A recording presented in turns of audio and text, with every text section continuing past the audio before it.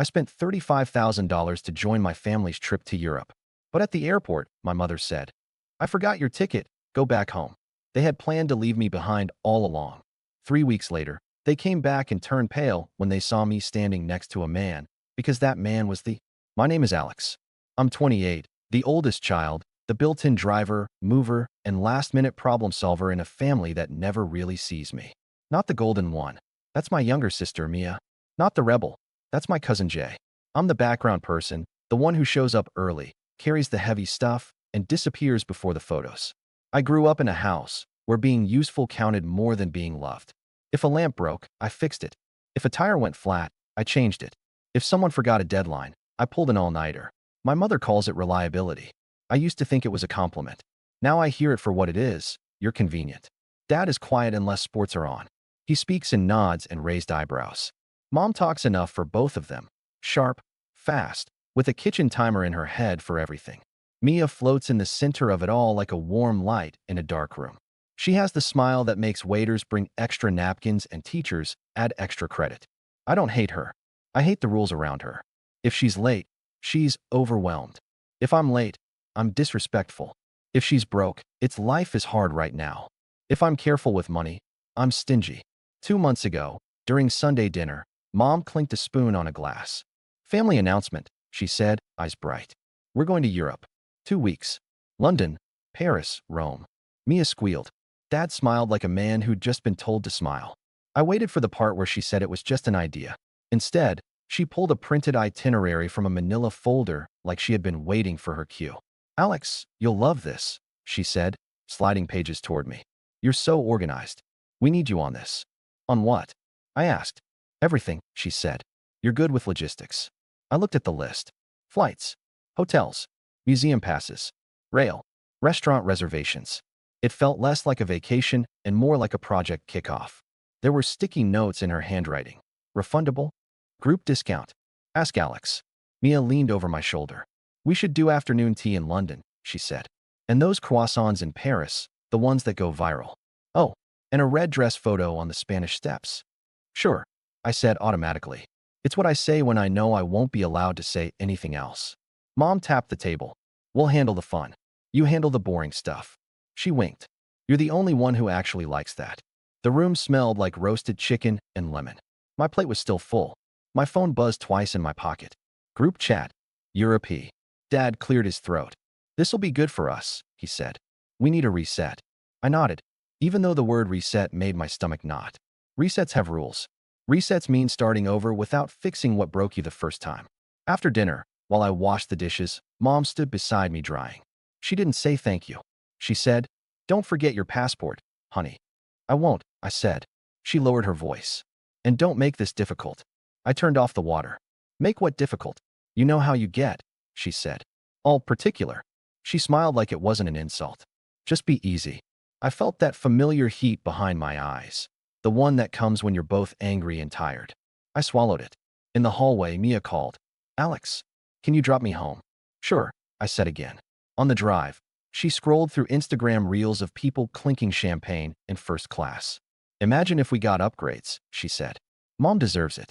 She works so hard. So do I said before I could stop myself. She smiled at the screen. You like working. When I pulled up to her building, she reached for the door, then paused. Hey, she said soft. Don't be weird about money this time, okay? It ruins the vibe.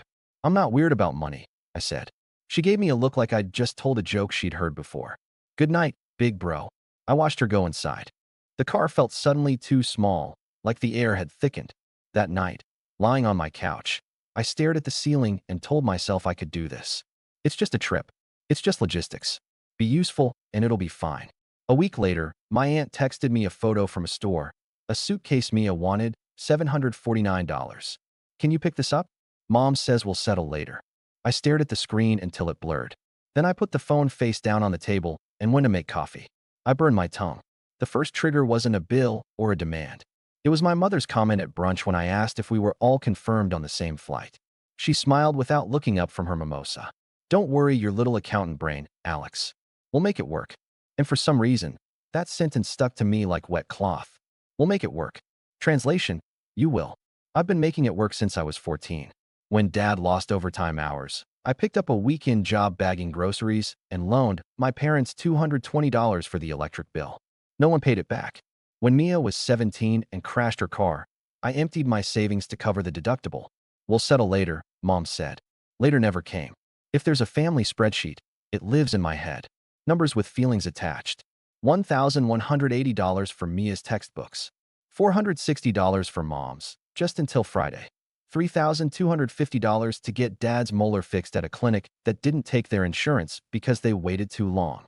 Every time I said yes, the story they told about me got thicker. Alex is generous. Alex will handle it. Alex understands. What I understood was that if I didn't, I'd be punished in 100 small ways. Silent treatment. Snide comments. Being forgotten for invites. The soft punishments are the worst. They make you think you chose them. So when Europe planning started, the machine kicked in like it had been oiled and waiting. Mom called me on a Tuesday while I was between meetings. Quick thing, she said. Booking flights is a nightmare.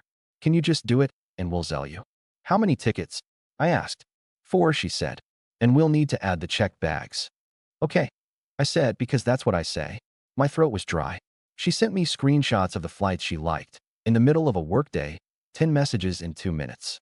Then, without asking, she added, and it would be nice if you put us on the aisle seats. Dad hates the window. I stayed late at the office and booked everything. 4 round trips, 2 checked bags each, seat selection fees. I watched the total climb and felt like I was watching a thermometer in July. I hit purchase. My card buzzed. Approved.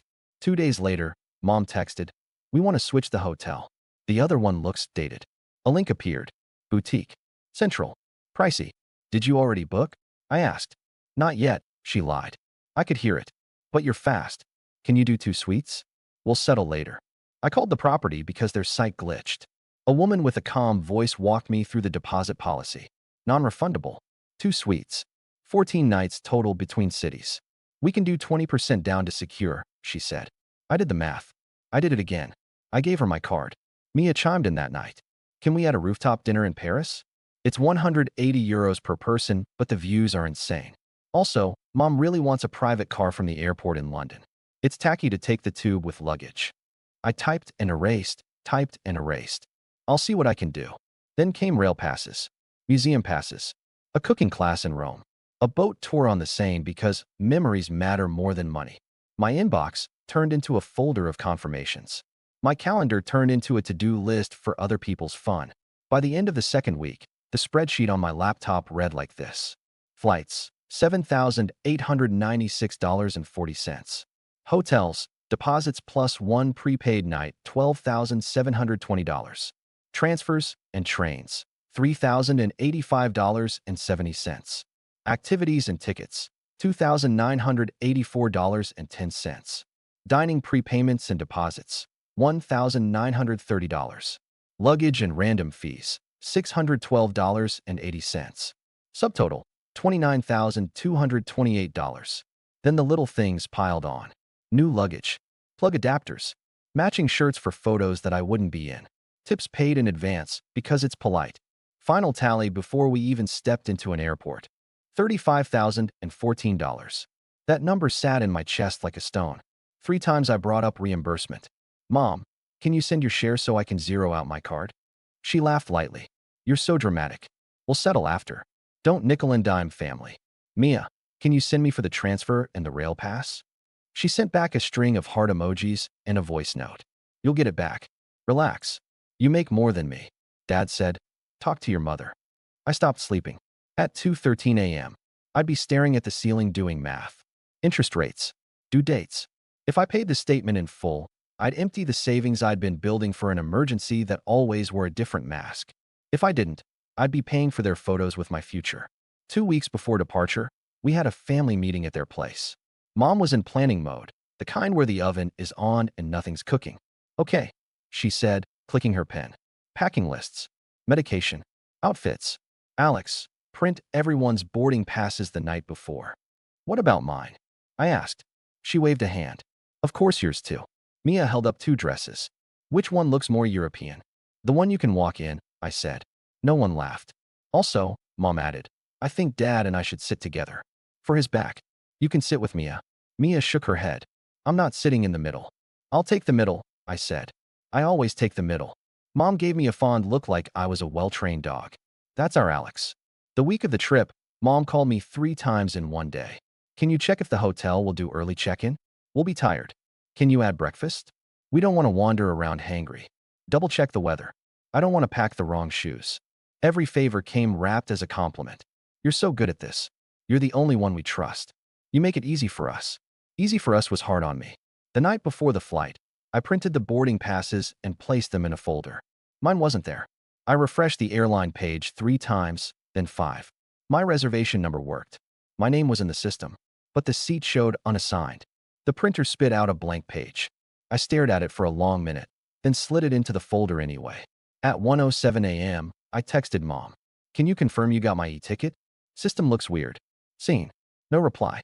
At 1:24 a.m., Mia sent a reel of some influencer twirling in Paris. We're going to be those girls, she wrote. I locked my phone and tried to sleep. I dreamed I was running in an airport and my legs wouldn't move, like I was underwater. Morning came fast and heavy. My suitcase handle jammed. My shoes squeaked. I drove everyone to the airport because of course I did. In the car, Mom hummed with a kind of nervous joy. Passport, she sang. Passport, we repeated. At the terminal curb, Mom kissed my cheek. You're such a good son, she said. Then, almost under her breath, don't make a scene today. A scene? I thought.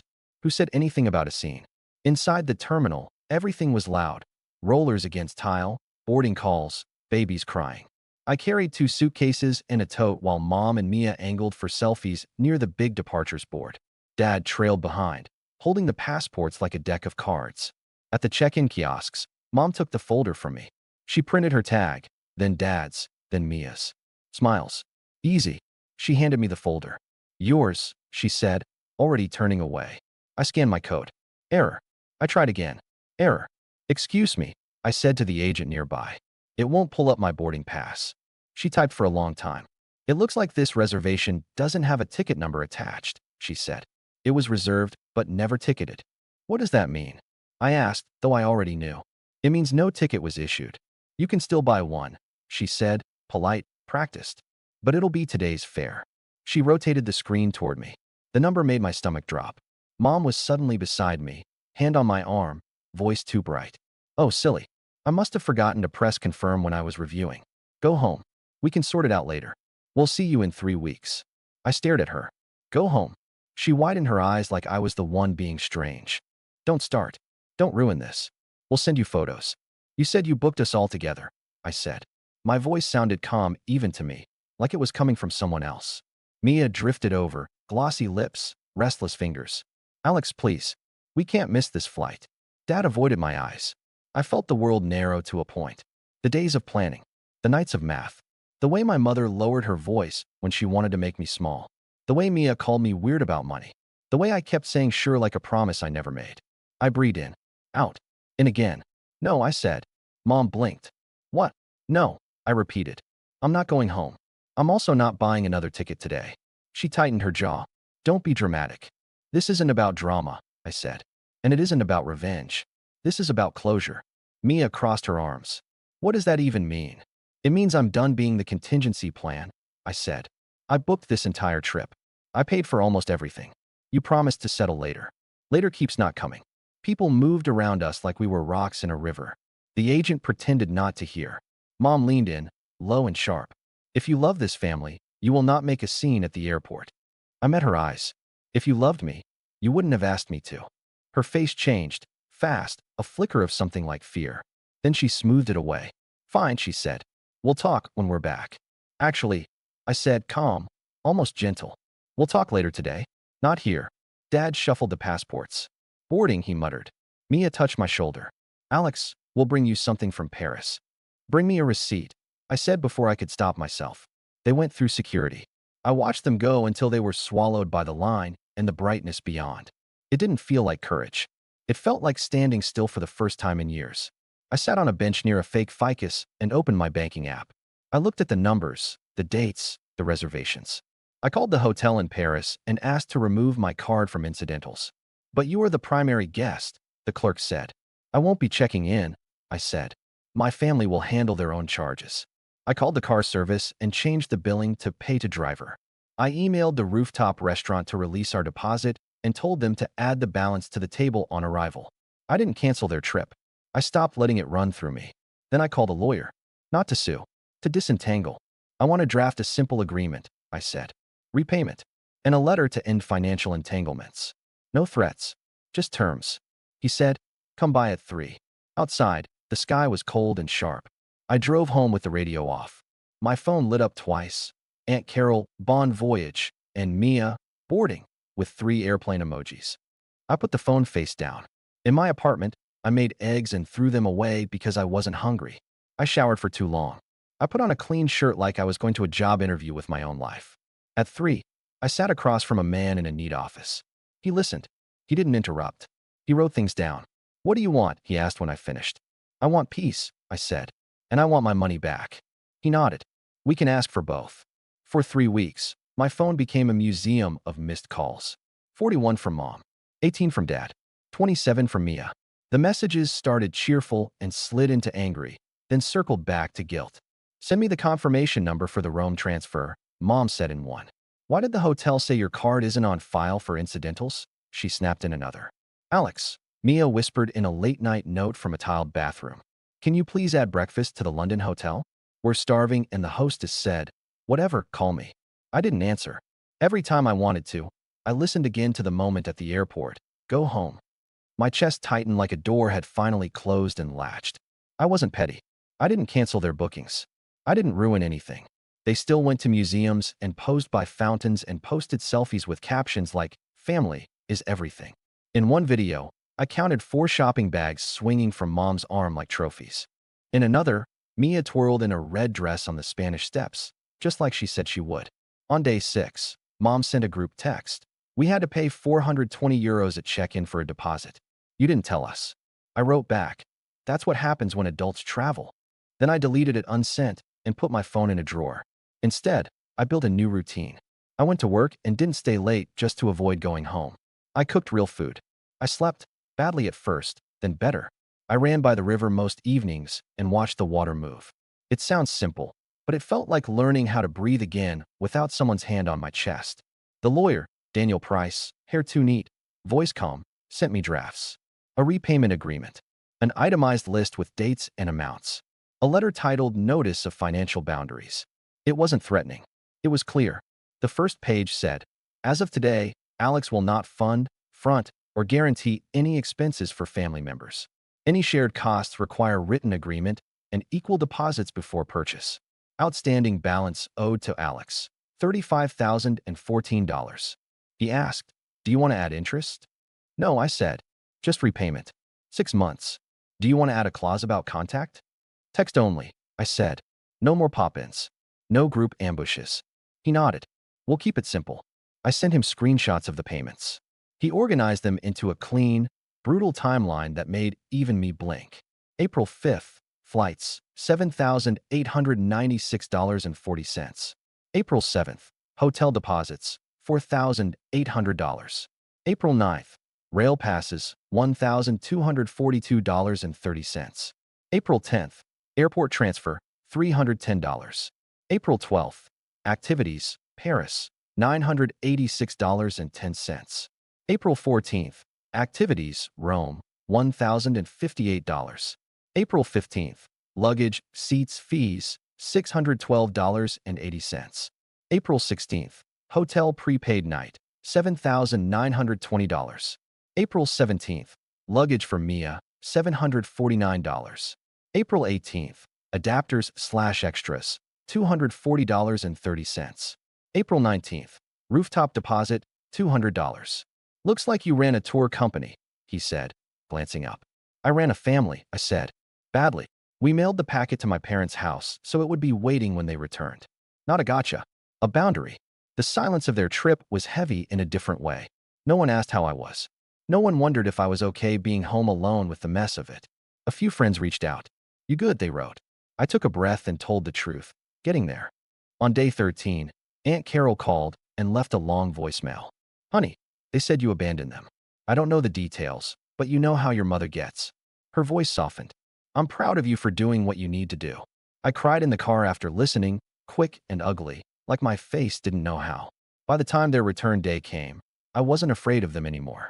I was afraid of myself, of caving, of smoothing it over, of letting the next later stack on top of me until I couldn't stand. Daniel offered to join me to deliver the letter in person when they got back. In case they try to talk around it, he said. Sometimes people respect paperwork more than words. I laughed once. They respect anything more than my words. I'll be quiet, he said. You'll speak. I'll just stand there. We agreed to meet at my parents' house the afternoon they were due home. Not to ambush. To make sure the message didn't get lost in a swirl of, "We're tired, and why are you doing this to us?" I got there early and stood on the sidewalk with a coffee that went cold. Daniel arrived in a gray suit that looked like it belonged to someone older. "You okay?" he asked. "I'm steady," I said. Steady is good. At 3:14 p.m., their Uber pulled up. The trunk popped. Suitcases thumped onto the curb. Mom stepped out first in oversized sunglasses. Mia behind her, hair a little messy, a scarf tied in a way that said Paris. Dad came last, moving slow. Mom saw me and stopped. Her face did that shuttered thing, the one that hides the first thought and replaces it with the second. "What are you doing here?" she asked, voice flat. Daniel stepped up beside me. He didn't smile. He just stood there, a quiet, solid presence. Mom went pale. "Who is that?" Mia asked, blinking between us. I swallowed. My voice came out even. "This is Daniel Price. He's my attorney." Dad's keys jangled in his hand. "You brought a lawyer?" "I brought a witness," I said. "And a notary. If you want to avoid this, you can. There's a payment plan and a boundary letter inside. I'm not here to fight. I'm here to be clear." Mom's mouth opened, then closed. "You can't be serious." "I am," I said. "I won't argue in the driveway. We can go inside, sign, and you can rest. Or you can refuse, and I'll send it certified tomorrow. Either way, this conversation is happening." Mia laughed once, high and brittle. "God, Alex, you make everything so formal." "Formality is what people ask for when they don't listen," Daniel said, voice calm but not unkind. We went inside. The house smelled like lemon cleaner and dust. Suitcases lined the hall like a blockade. Mom didn't offer water. She didn't tell me I looked thin.